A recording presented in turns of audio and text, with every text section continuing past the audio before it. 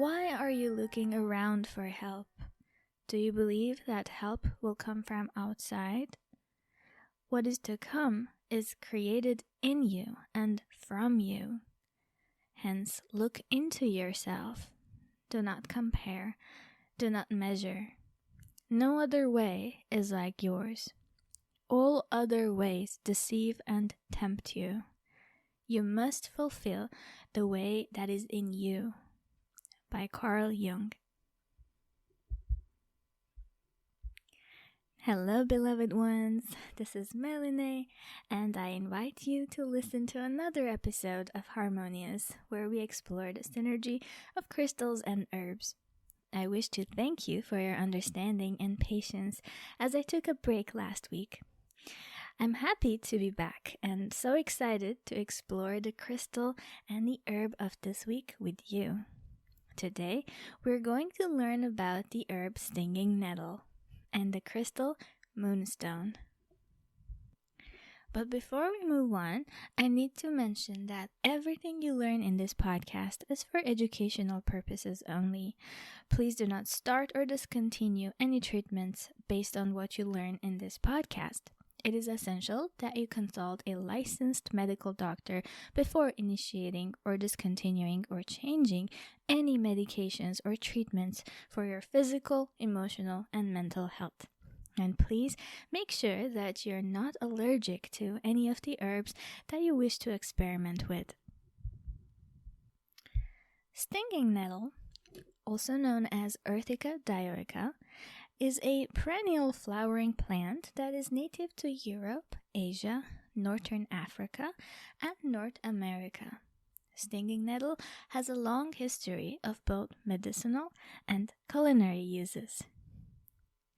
Stinging nettle typically grows to a height of 3 to 7 feet, or 1 to 2 meters.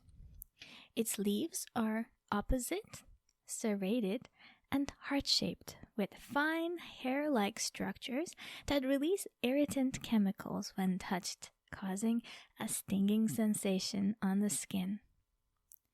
The plant also produces small greenish flowers in dense clusters, usually appearing from late spring to early summer. So, how does the stinging nettle sting? The stinging sensation caused by stinging nettle is due to the presence of hollow needle-like hairs on the leaves and stems of this plant. These hairs contain chemicals like histamine, serotonin, acetylcholine, and formic acid. When the hairs come into contact with the skin, they break off and inject these chemicals, causing a mild to moderate irritation that results in itching, redness, and a burning sensation. This reaction is usually short-lived and can be treated with simple remedies like washing the affected area with soap and water or with applying soothing creams. Interestingly enough, if the stinging nettle leaves are applied to a body part which is already in pain, after the application, the original pain dissipates. It is explained that the nettle does this by lowering the levels of inflammation in the body, thus relieving the pain. It is much easier to harvest the young nettle plants, which grow in spring, because the hollow spikes have not fully formed on the stems yet, and there is significantly less stinging.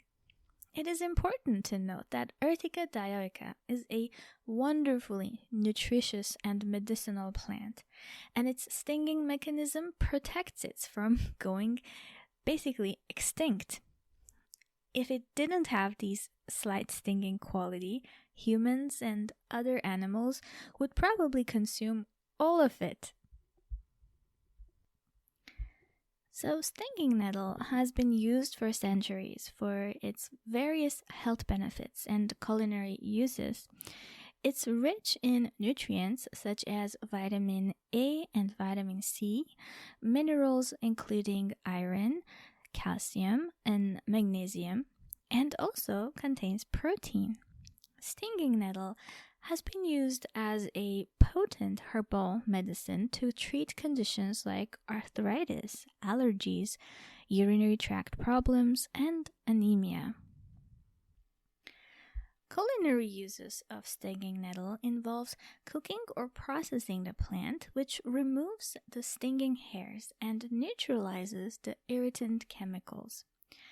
The young leaves can be harvested and used as a vegetable in soups, stews, and teas.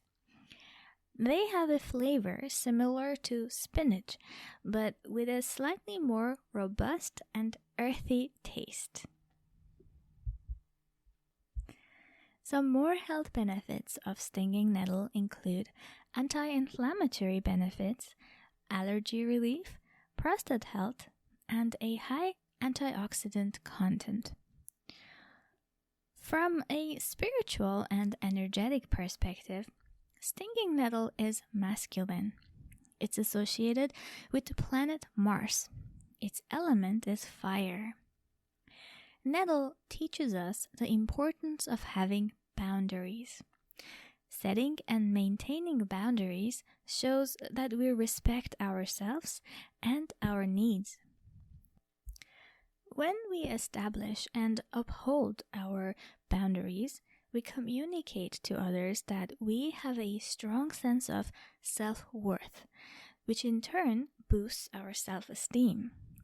Without proper boundaries, we are at risk of burnout, as constantly accommodating others' demands and neglecting our own needs can lead to emotional and physical exhaustion.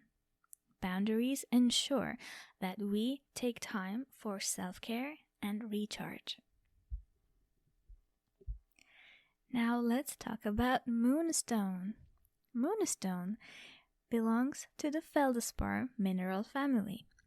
It is made of sodium, potassium, aluminum, silicate, and has a pearly opalescent look. Moonstone is translucent and comes in colors of white and gray, but also orange, green, blue, pink, brown, and rainbow. You may also find variations of moonstone with patches of black tourmaline scattered in it. The magical glow of the moonstone is called the agelerescent effect, an optical phenomenon caused by its unique inner composition that reflects and scatters light. I have personally noticed that wearing jewelry with moonstone or carrying a piece of moonstone during full moons and new moons helps me feel less fatigued during those times. It brings calmness to the body and to the mind. The moon has always been a symbol of the goddess spirituality. Similarly, moonstone represents the divine feminine in Feng Shui and many other spiritual traditions. It is often used for balancing and healing female hormones and bringing in peace and calm to whoever holds this gorgeous stone.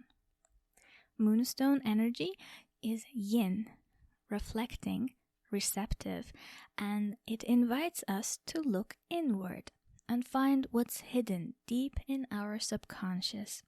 Moonstone works beautifully with our third eye chakra and our crown chakra, helping us see through the illusions of the material world and to connect with the universal source of oneness.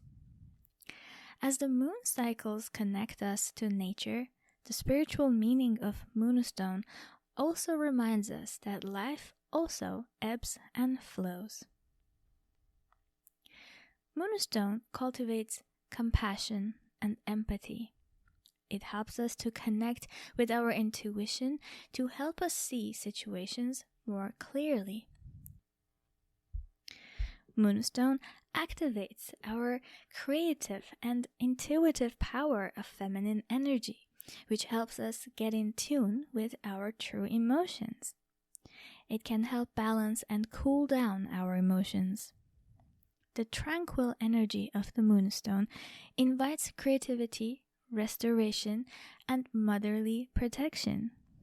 The glow of the Moonstone is thought to reflect our own aura to help us gain important information and feedback about our health. And now, here are some examples of different practices that allow us to integrate the healing benefits of Stinging Nettle and Moonstone. So, this first method that I want to share with you is to create a journal for writing down notes and information about herbs and crystals. I am pairing these herbs and crystals for my podcast based on my own intuition.